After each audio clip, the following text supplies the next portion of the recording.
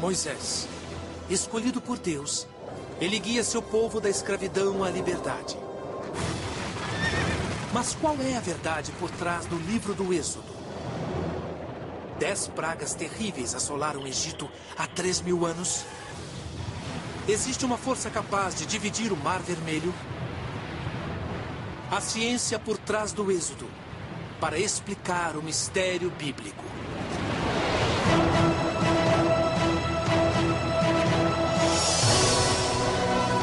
A Bíblia, uma escritura sagrada para bilhões de pessoas, cheia de milagres e mistérios. Novas descobertas tecnológicas sugerem que alguns dos incríveis milagres são baseados em fatos reais. A ciência pode revelar a verdade por trás dos maiores mistérios da Bíblia? A Bíblia, Mistérios Revelados, Êxodo. O livro do Êxodo é uma história de milagres e liberdade. Narra a história de Moisés, que pede ao faraó egípcio que liberte os hebreus escravizados. Após pragas e desastres, o povo hebreu sai para a liberdade. E é quando Deus divide o Mar Vermelho. A história atinge o apogeu com a entrega dos 10 mandamentos, as leis de Deus, no alto da montanha sagrada. Essa saga é a pedra fundamental de 2 das maiores religiões do mundo. A narrativa do Êxodo é o fundamento do judaísmo e do cristianismo. É literalmente a história de perdedores que enfrentam a opressão, livram-se dela e se denominam o povo escolhido. Mas será que essa história é uma lenda religiosa? Ou existe algum indício de que essa narrativa fantástica de milagres e mistérios tenha mesmo acontecido? Há tempos, o Êxodo é considerado uma importante narrativa espiritual, rica em significado religioso, mas impossível de ser provada. Porém, novas descobertas na ciência revelaram indícios surpreendentes de que a história de Moisés e seus milagres incríveis pode estar embasada em fatos históricos e científicos. Qual é a ciência por trás dessas histórias bíblicas de milagres?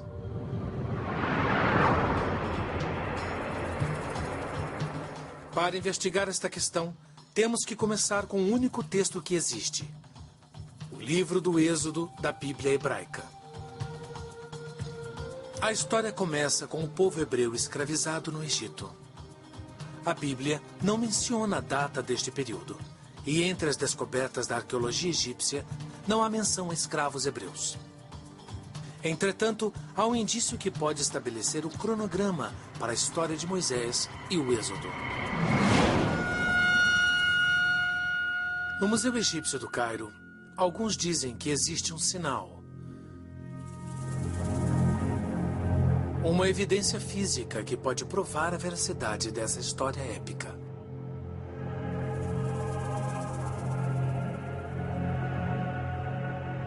Esta placa de pedra é chamada Estela de Merneptah, uma referência ao faraó que governou o Egito entre 1224 e 1211 a.C.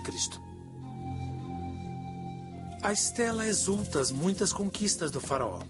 E na base da placa de 30 centímetros, os hieróglifos trazem uma afirmação surpreendente. Israel está destroçado. Trata-se da primeira menção inquestionável da palavra Israel.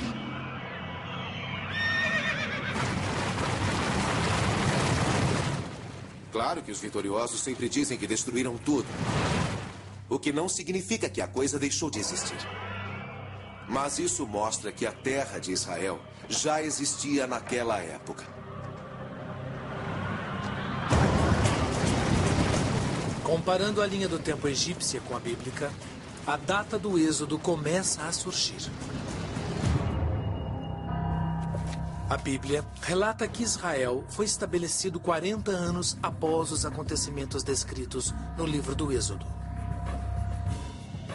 Se a estela estiver correta, então isso demonstra que os hebreus estavam vivendo na Terra Prometida, a terra de Israel, por volta de 1211 a.C., Portanto, o êxodo deve ter acontecido antes dessa data. Não há outra menção de Israel ou escravos hebreus nos registros egípcios. E a Bíblia não menciona o nome do faraó que governava o Egito no tempo de Moisés. Mas a Bíblia nos diz o que os hebreus estavam fazendo no Egito. E isso pode ser a chave para a descoberta de mais evidências. O livro do Êxodo diz: reconstruíram para o faraó as cidades armazéns de Pitom e Rameses. Será que essas duas cidades podem ser encontradas? Caso possam, isso nos daria mais indícios da escravização dos hebreus e do êxodo.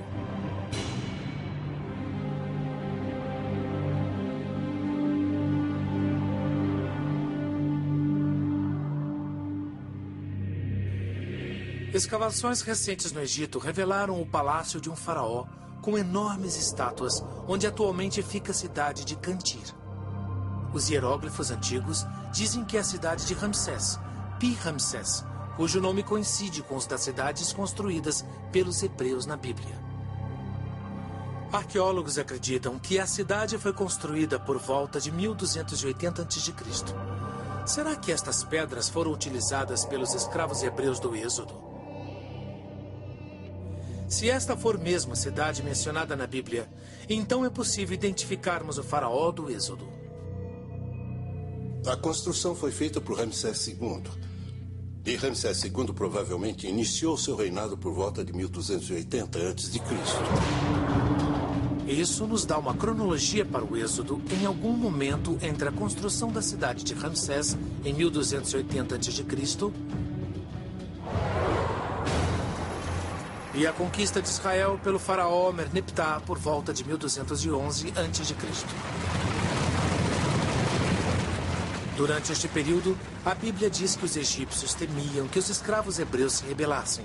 Por isso, costumavam assassinar todos os filhos homens dos escravos. Com uma exceção. Segundo a Bíblia, a mãe de Moisés era hebreia. Para salvar a vida de seu filho, ela colocou a criança num cesto de papiro e o lançou nas águas do rio Nilo.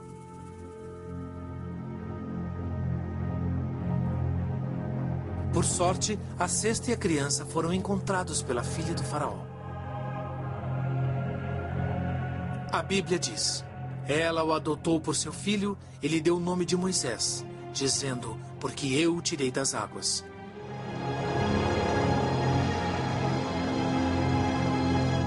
O nome Moisés, em hebraico, significa retirado, salvo, e reflete o fato de que Moisés foi retirado do berço nos juncos pela filha do faraó.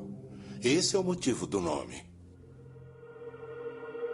Mas o nome Moisés pode nos dar outra pista para a história, pois Moisés não é um nome hebreu. A palavra como a pronunciamos, Moisés, significa filho de, em egípcio.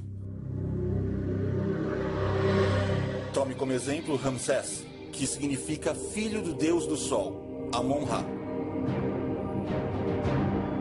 Ou Tutmés, filho de Tut, deus da sabedoria. Uma das formas de entender o nome de Moisés é que ele foi batizado como filho de um dos deuses egípcios. Mas assim que passou a acreditar no Deus único de Israel, ele abriu mão desse nome e usou somente Moisés. Quando se tornou adulto, Moisés testemunhou seus irmãos hebreus escravizados pelos egípcios. Segundo a Bíblia, quando Moisés viu um egípcio maltratar e matar um de seus irmãos hebreus, vingou-se e matou o homem. A ação tempestuosa não só mudou sua vida, mas teve influência no destino de todo o seu povo. A Bíblia diz: Moisés fugiu para longe do faraó e se refugiou nas terras de Midian.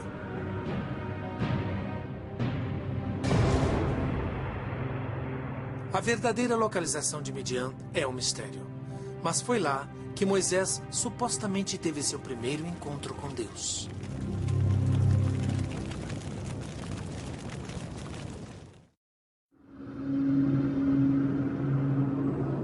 No livro do Êxodo, Moisés deixa o Egito após assassinar um feitor cruel. Segundo as Escrituras, Moisés buscou refúgio em Midian, cuja localização exata nunca foi clara. Estudiosos costumam localizar Midian em algum ponto da península do Sinai, no Egito. A Bíblia diz que Moisés fez a primeira visita ao sagrado Monte Sinai quando estava exilado. Se o Monte Sinai fica na península do Sinai, então Midian também devia ficar lá. Além disso, a península se estende pelo Golfo de Suez, longe o bastante do Egito para servir de refúgio para um assassino fugitivo. Mas o professor Colin Humphreys, da Universidade de Cambridge, discorda. Ele acha que Midian não fica onde muitos acreditam. Para isso, se apoia nos grandes exploradores britânicos do século XIX. Se analisarmos todos os exploradores que passaram por lá, como Philby, Sir Richard Burton, todos localizam Midian do lado leste do Golfo de Aqaba. Antigos mapas de rotas comerciais descrevem uma terra chamada Madian, onde fica a Arábia Saudita. Os primeiros escritores cristãos falavam de uma terra chamada Madian, ou Midian, a leste do Mar Vermelho. Sendo um assassino fugitivo, Moisés deve ter viajado quase 500 quilômetros para ir do Egito até Midian. A Bíblia diz: "E o Senhor apareceu para ele numa chama de fogo que saía do meio de uma sarça. E Moisés viu que a sarça ardia sem se consumir." A sarça ardente é uma imagem estranha de Deus. Tão estranha e específica que alguns cientistas acreditam que pode ser baseada em fatos. Arbustos não pegam fogo espontaneamente, a não ser em certas regiões. Se houver um duto vulcânico debaixo de um arbusto, aí o gás quente pode subir e o arbusto vai pegar fogo. Dutos vulcânicos são pequenas fissuras acima de áreas vulcanicamente ativas. Eles liberam gases extremamente quentes e inflamáveis, o suficiente para causar a combustão de um arbusto. Na verdade, a Bíblia diz que a sarça queimava, mas não era consumida, e apenas um arbusto na região do Egito se encaixa nessa descrição. Esta é uma acácia. E há um duto vulcânico no chão e gases vulcânicos subindo. E se eles se inflamarem, vão envolver o arbusto. Para testar a teoria, nossa equipe direcionou uma chama de gás propano a uma acácia. A mais de 90 graus, a chama é invisível. E o arbusto queima aparentemente sem motivo. Seu tronco aos poucos se torna carvão. Está queimando, mas não se consome, como na descrição bíblica. Se a sarça ardente foi resultado dos gases liberados por um duto vulcânico, isso ajuda a localizar a misteriosa terra de Midian. Nem o Egito nem a península de Sinai são vulcanicamente ativos. Os vulcões mais próximos ficam aqui, nas cadeias montanhosas da Arábia Saudita, na Grande Fossa Africana. Esta pode ser a localização de Midian e da sarça ardente. E a localização é importante, porque Moisés se lembrará dela quando comandar a libertação de seu povo. Quando Deus fala dentro da sarça ardente, diz para Moisés voltar ao Egito e liderar os escravos hebreus para a liberdade. Moisés volta para sua terra de origem, onde procura o faraó e diz: "Deixe meu povo ir." O faraó se recusa, e Deus diz: "Enviarei pragas sobre o faraó e sobre o Egito. Só então ele os deixará partir. Ele saberá que eu estendi minha mão sobre o Egito e deixará meu povo sair. 10 pragas: sangue, rãs, mosquitos, moscas, peste, feridas, chuva de pedras, gafanhotos, trevas e a morte dos primogênitos. 10 eventos devastadores que trouxeram horror e morte ao Egito."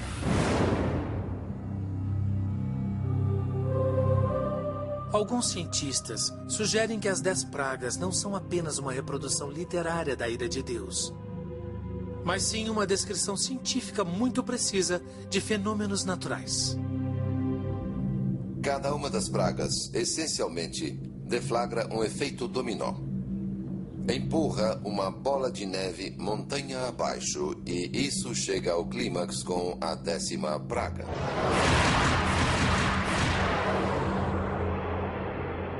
Na Bíblia, as pragas começam com: "E as águas do rio se tornarão sangue." Segundo o Êxodo, o rio Nilo ficou vermelho como sangue durante 7 dias e toda a vida aquática morreu. A ciência pode explicar essa primeira praga? Existe a chamada maré vermelha, que é conhecida no mundo todo. Elas acontecem quase todo ano em algumas regiões do mundo. A maré vermelha ocorre em estuários e oceanos e é fruto da proliferação excessiva de microalgas dinoflageladas e de sua floração. Essas algas liberam uma forte toxina. Para as algas ficarem vermelhas, é preciso alta temperatura e altos níveis de nutrientes na água. Isso é que as torna vermelhas. E as algas não apenas liberam toxina, mas também dissolvem o oxigênio da água, o que leva à morte dos peixes, como está escrito na Bíblia. Consequentemente, todos os animais que têm a capacidade de fugir das águas envenenadas fogem, o que nos leva à segunda praga: rãs. No Egito, milhões de rãs do rio Nilo saíram da água e invadiram as terras. A Bíblia diz: "O rio produzirá rãs em abundância, que entrarão na tua casa." Sem alimento, as rãs logo morreram, causando as próximas 2 pragas. Segundo a Bíblia, mosquitos cobrirão os homens e as bestas. Os mosquitos são um incômodo, mas os cientistas acreditam que podem ter se tornado letais. E com a 4ª praga, Deus disse: "Enviarei enxames de moscas sobre ti, sobre teus servos e sobre teu povo." Mas os especialistas dizem que aquelas não eram moscas domésticas, eram moscas dos estábulos. É uma mosca comum que voa em enxames e pode ter havido uma explosão delas por causa da vegetação podre ou peixes mortos ou sapos. É a mosca dos estábulos. Essas moscas picam profundamente usando ferrões que parecem pinças cirúrgicas e deixam uma ferida aberta que expõe o corpo a infecções. E aí, a 5ª praga foi mortal. A Bíblia diz: "Sobre os cavalos, os jumentos, os camelos, os bois e as ovelhas cairá uma peste mortífera."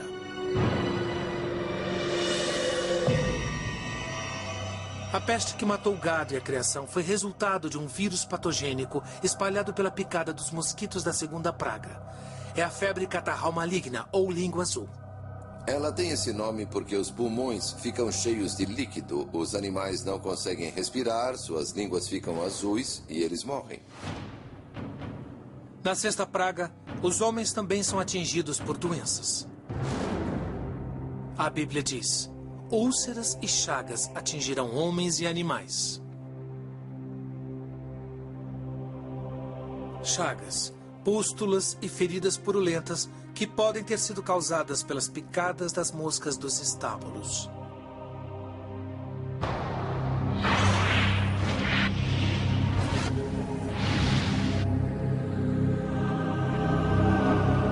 Mostramos que é possível que as 6 primeiras pragas estejam interligadas, mas o horror não termina aí. As próximas 4 pragas foram ainda piores e trouxeram a escuridão e a morte.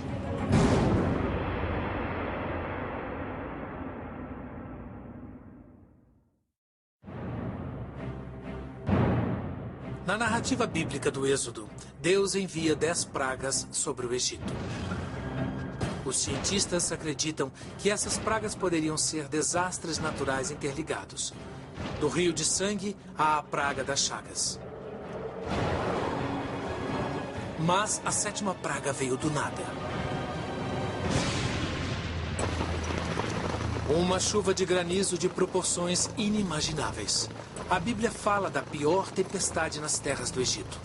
Embora não sejam comuns no árido norte da África, as chuvas de granizo já eram conhecidas por destruir os campos de trigo e de cevada do Egito.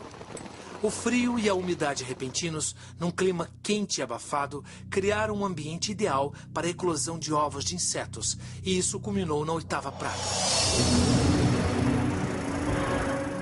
Os gafanhotos. Como fazem até hoje, há 3.000 anos, no Egito, os vorazes gafanhotos do deserto, ou Schistocerca gregária, devoraram tudo o que crescia, levando a fome ao Egito.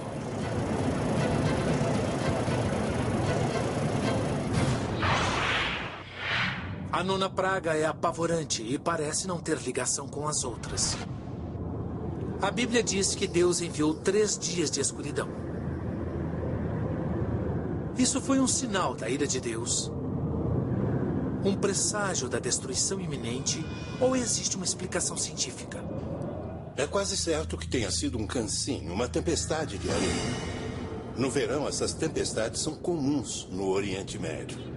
O cansim, vento seco do deserto, tem ventos de 140 km por hora, levantando areia e poeira suficientes para bloquear o sol. E essas tempestades de areia podem durar 2 ou 3 dias. A Bíblia diz que teria durado 3 dias, resultado da destruição dos campos pelos enxames de gafanhotos. Os campos vazios e o solo devastado produziram areia e poeira que encobriram a luz do sol por 3 dias. E os egípcios ainda tinham mais uma praga pela frente. Pior que todas as anteriores. A 10ª praga, como descrita na Bíblia, é a mais misteriosa. A Bíblia diz: todos os primogênitos do Egito morrerão, desde o primogênito do faraó até os primogênitos dos animais. Como isso pôde acontecer? Terá sido a mão de Deus ou um fenômeno natural?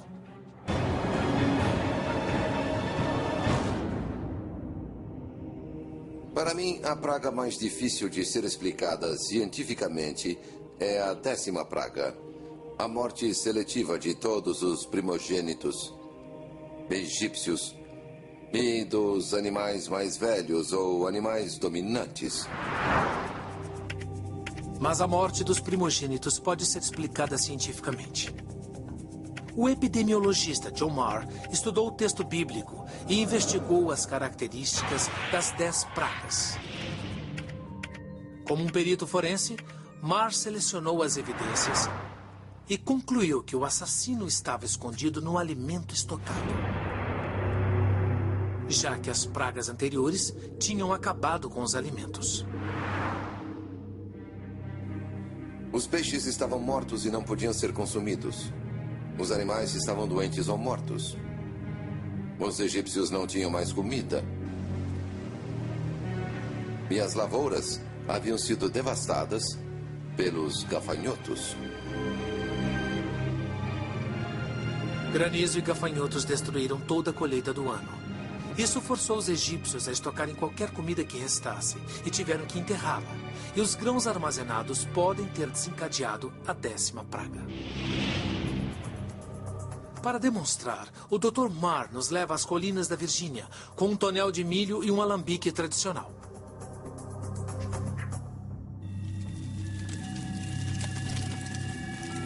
Isto é um alambique usado para fazer aguardente. Faz parte de uma antiga tradição usar levedura, que é um fungo, para transformar milho em álcool. E aqui dentro, o milho está fermentando num ambiente controlado. Ele se transforma em líquido e você tem o bom aguardente da Virgínia.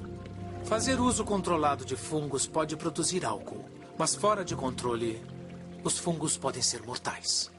Pode ter sido uma contaminação por fungos dos grãos estocados no subsolo, que estavam contaminados pela água e pelos excrementos dos gafanhotos. Eles foram cobertos com areia escaldante e cozinharam e fermentaram e produziram um veneno muito potente, denominado micotoxina. As micotoxinas são fungos microscópicos que proliferam rapidamente e são altamente tóxicos.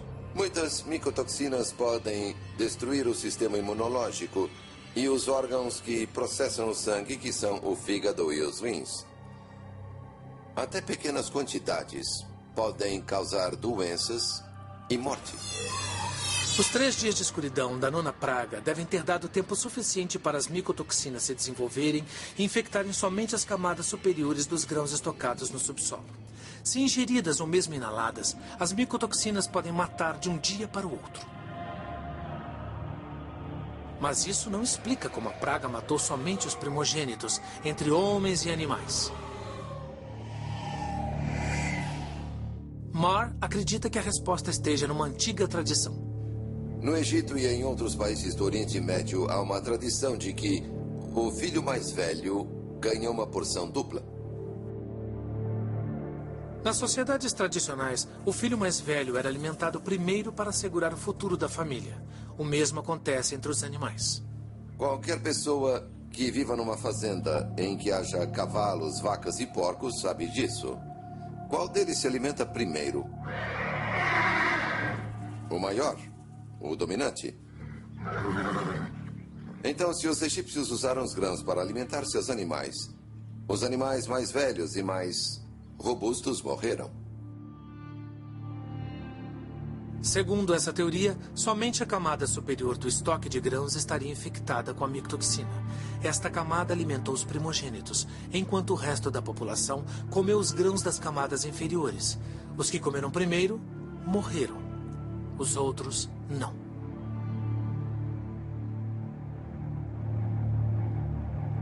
Os escravos hebreus ficavam alojados a quilômetros dos palácios egípcios, na área que a Bíblia chama de Terra de Gessém.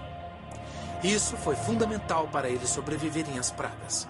Desastres localizados, até mesmo estoques de grãos infectados, passaram longe das palhoças dos escravos, distantes das cidades egípcias. As 10 pragas, do rio de sangue à falta de alimentos e mortes nas famílias, devastaram os egípcios. O faraó cedeu diante das súplicas insistentes de Moisés e libertou seu povo. A questão é, que caminho Moisés e o povo de Israel tomaram?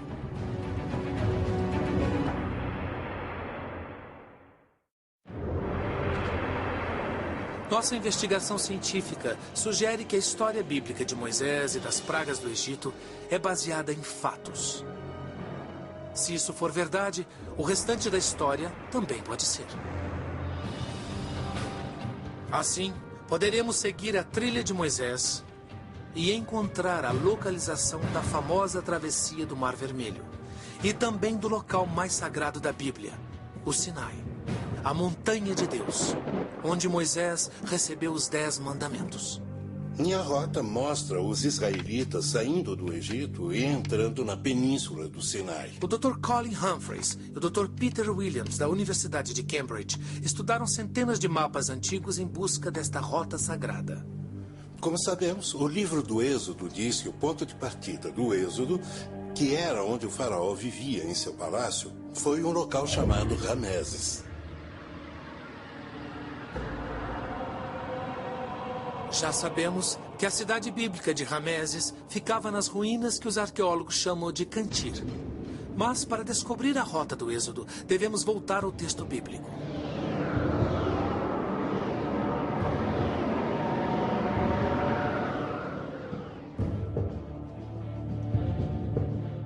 Deus ordena a Moisés que lidere seu povo até a montanha de Deus, o Monte Sinai. Mas antes que pudessem chegar, a Bíblia conta que os hebreus se defrontaram com o Mar Vermelho. A parte do Mar Vermelho mais próxima da antiga cidade de Rameses fica aqui, perto do atual Canal do Suez. Pela localização, este é considerado o local tradicional do milagre bíblico, pelo qual Moisés dividiu o Mar Vermelho. Mas nossos peritos dizem que 3.000 anos de tradição estão errados. O maior problema que vejo nisso é que, na época, Ramsés II controlava toda a península do Sinai. E aí os hebreus estariam sob controle egípcio. Deus disse para Moisés liderar seu povo para a liberdade, além das fronteiras do Egito. Humphreys acredita que a rota do Êxodo deve ter sido diferente, o que nos dá um outro mapa da Bíblia. Então, se os israelitas queriam sair do Egito, precisariam atravessar a península do Sinai o mais depressa possível. Então, acho que passaram por aqui e foram diretamente para o Golfo de Acaba. Em vez de cruzarem o Mar Vermelho a 80 quilômetros da capital do faraó, Humphreys acredita que Moisés e os hebreus chegaram ao Mar Vermelho em Acaba, 480 quilômetros a leste.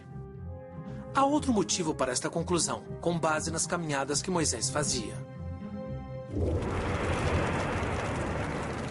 A meta de Moisés era chegar à sua antiga terra, onde ouviu a voz de Deus, Midian, onde hoje fica a Arábia Saudita. Mas quando os hebreus chegaram ao litoral, a Bíblia diz que o exército do faraó os alcançou. Então Moisés levantou seu cajado e o Mar Vermelho se dividiu. Mas existe alguma verdade por trás desse incrível efeito especial bíblico? Alguns cientistas acreditam que sim, se as condições certas estivessem presentes. A chave para desvendar esse antigo mistério está na descrição bíblica do evento. O livro do Êxodo diz: Moisés estendeu a mão sobre o mar e o Senhor fez o mar recuar com um forte vento leste que soprou a noite inteira. E fez o mar secar e as águas se dividirem.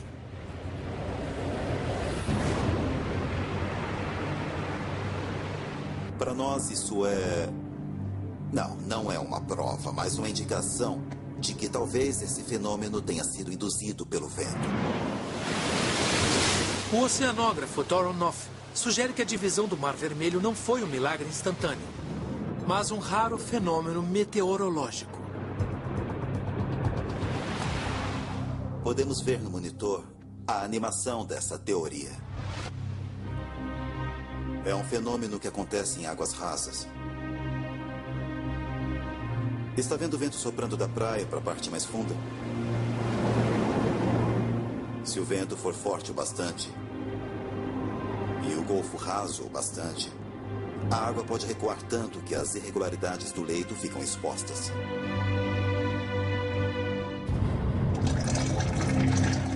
É hora de testar essa teoria do vento.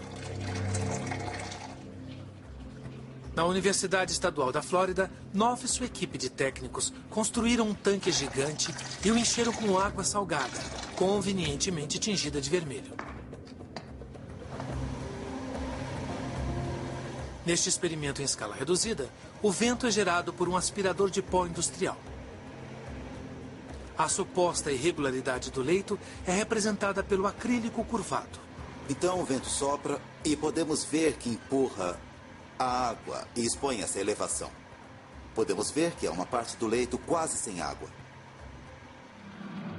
Na história, os hebreus cruzaram o Mar Vermelho quando o leito ficou exposto, assim. Ok. Já pode desligar o vento? Olha só. Assim que o vento para, a água volta a ocupar tudo. O teste em laboratório é um sucesso. E prova que, teoricamente, pode ter sido o vento que dividiu as águas. Mas essa teoria depende da existência de uma elevação no leito do Mar Vermelho. Nossos especialistas acreditam ter encontrado isso exatamente onde a Bíblia aponta. Segundo a Bíblia, Moisés dividiu o Mar Vermelho ao meio depois que Deus mandou um vento poderoso que soprou a noite toda. Nosso experimento mostrou que os ventos podem dividir a água para revelar uma elevação submersa. Mas existe essa elevação sob a superfície do Mar Vermelho? Até agora, nossa investigação sugere que Moisés e os hebreus fugiram do Egito, cruzando a península do Sinai e chegando ao Mar Vermelho, onde hoje fica o Golfo de Áqaba. Hoje, Áqaba é um paraíso turístico, onde as nações de Israel, Jordânia e Egito se encontram. A topografia subaquática não revela irregularidades, mas há 3.000 anos as condições eram diferentes. Sabemos que há 2.000 anos as águas do Golfo de Áqaba avançavam quase 200 metros litoral adentro. E sabemos disso por causa de uma cidade romana chamada Eliá. Segundo registros romanos, era um porto no Golfo de Áqaba. E atualmente, Eliá está a quase 200 metros do litoral. Então, na época do Êxodo, há 3.000 anos, o mar devia se estender por mais de 200 metros. Quando a animação de computador redesenha o litoral de Áqaba como era 1.250 anos antes de Cristo, boa parte da superfície atual fica submersa. O litoral de hoje pode ter sido, há 3.000 anos, uma área elevada submersa. Se o Mar Vermelho foi dividido, deve ter acontecido aqui. Acho que esse evento deve ter acontecido a uns 300 metros, onde hoje fica o Golfo de Áqaba. É um local ideal para esse fenômeno. Mas o Dr. Knopf queria ver se sua teoria daria certo num corpo de água de verdade. Agora é hora de subir as apostas e levar o experimento do laboratório para o litoral. No Golfo do México, na costa da Flórida, Doron Knopf planejou um experimento único que testará sua teoria do vento em escala maior. Se o experimento der certo, pode provar que o Mar Vermelho foi mesmo dividido como a Bíblia afirma. Estamos no Laboratório Marinho da Universidade Estadual da Flórida, bem atrás de mim. Tentaremos demonstrar como o Mar Vermelho pode ter sido dividido.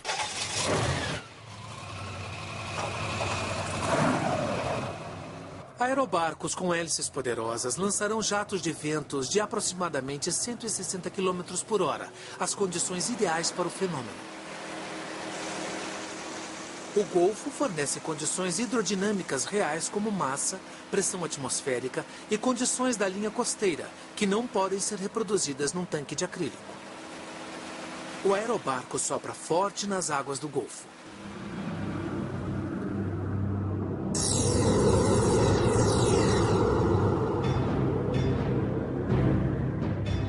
O experimento é um sucesso, mostrando que se o vento soprar com força e por tempo suficiente, pode dividir o oceano e revelar uma elevação do leito. Mas a Bíblia também nos diz que quando o vento parou de soprar, as muralhas de água desabaram e o exército do faraó se afogou. E quando nossa equipe faz o vento parar de soprar, vemos o que pode ter acontecido há 3.000 anos. A água volta. E quando volta, faz isso bem depressa. E a força seria igual a de um caminhão vindo a 60 ou 80 km por hora e atingindo você em cheio. Essa é a força que seria sentida. Foi um teste em pequena escala na Flórida. Não com todo o Mar Vermelho, mas prova que ventos fortes, soprando por tempo suficiente, podem dividir a água e expor parte do leito do mar.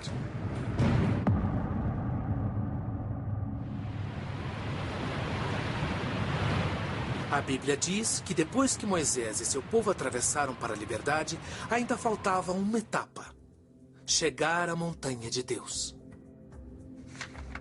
Deve estar por aqui. Não sei, eu acho que não.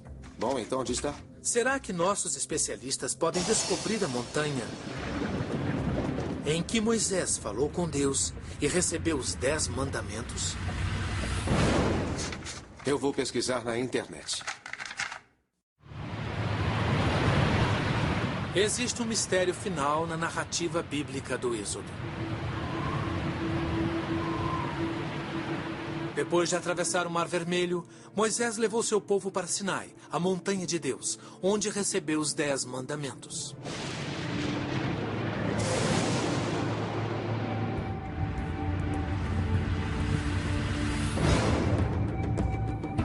Existe um monte chamado Sinai na península do Sinai. Considerado um monte bíblico desde o século IV d.C., ele recebe milhares de peregrinos todos os anos. Mas, se nossa teoria estiver correta, este pico não pode ser o lugar onde Moisés recebeu as leis. Se o povo escolhido atravessou mesmo o Mar Vermelho em Acaba e não em Suez, o atual monte estaria a 250 quilômetros dos hebreus. Onde fica o verdadeiro Monte Sinai? O livro do Êxodo nos dá uma pista. Quando Moisés e os hebreus seguem as indicações de Deus. E o Senhor ia diante deles, de dia numa coluna de nuvem para mostrar o caminho. E de noite numa coluna de fogo para iluminá-los, para que caminhassem de dia e de noite.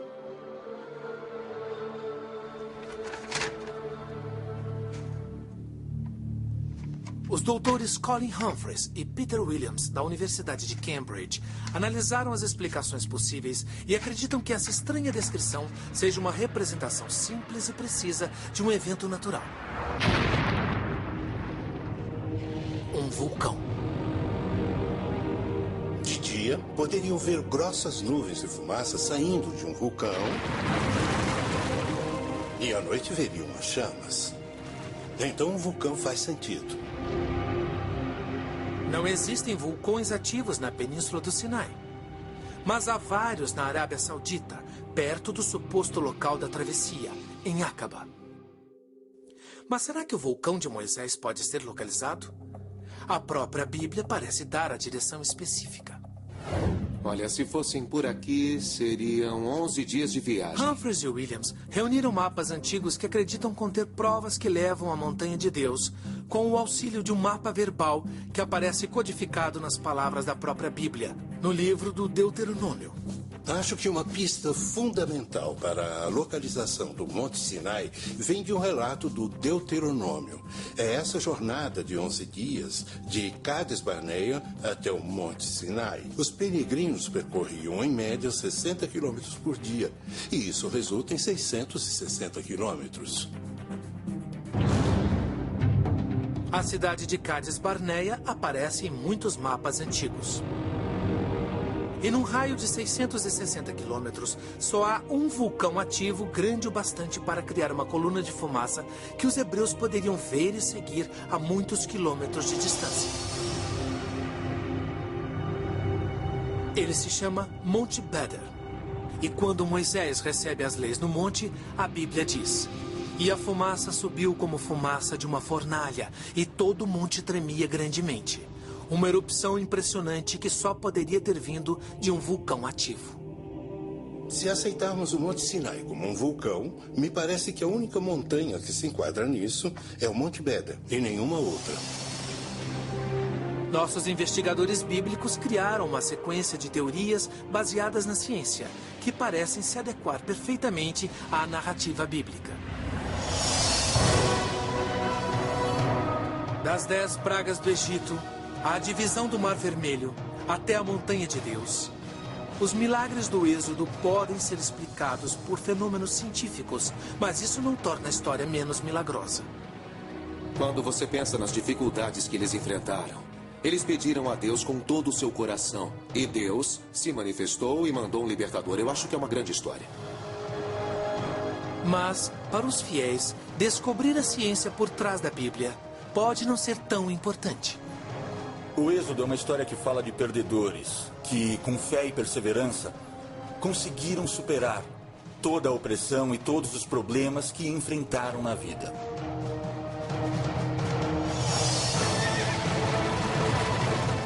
Os milagres do Êxodo contam uma história impressionante. É uma narrativa que continuará sendo contada enquanto as pessoas valorizarem a liberdade e enquanto a humanidade procurar sabedoria na Bíblia. Versão brasileira, Tempo Filmes, São Paulo.